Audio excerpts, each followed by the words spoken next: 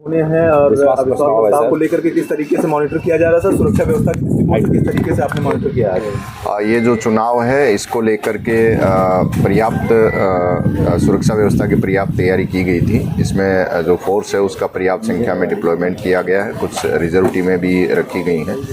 इसके अलावा जो दुष्प्रभावित करने वाले जो शरारती तत्व हैं उनके ऊपर भी हमारी LIU सहित अन्य टीमों द्वारा लगातार निगरानी की जा रही है।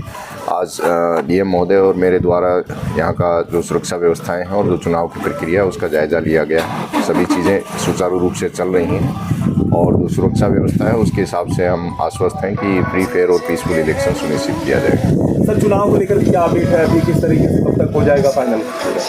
देखिए, चुनाव का जो समय है उसके हिसाब से चल रहा है। मेरे ख्याल से लगभग डेढ़ 2 घंटा और लगेगा संपन्न होने में। ठीक क्या है?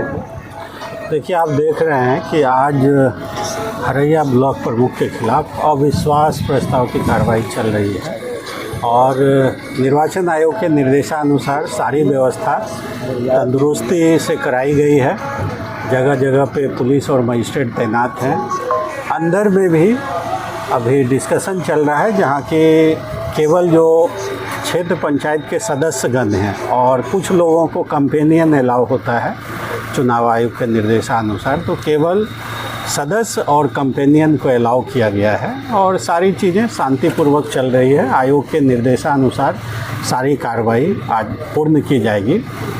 उसमें विशेष बात यही है कि पहले शुरू में सदस्य का आपस में चर्चा होती है और इसके बाद सीक्रेट बैलेट से वोटिंग की कार्रवाई होती है।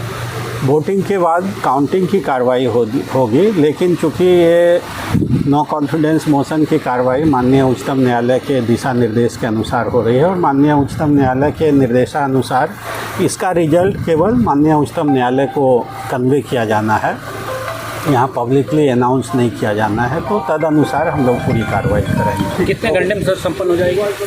देखिए, शुरू में डिस्कशन के लिए अधिकतम 2 घंटे का समय दिया जाता है। 11 बजे से डिस्कशन शुरू हुआ है, अधिकतम 1 बजे तक या डिस्कशन समाप्त होने तक ये कार्रवाई चलेगी।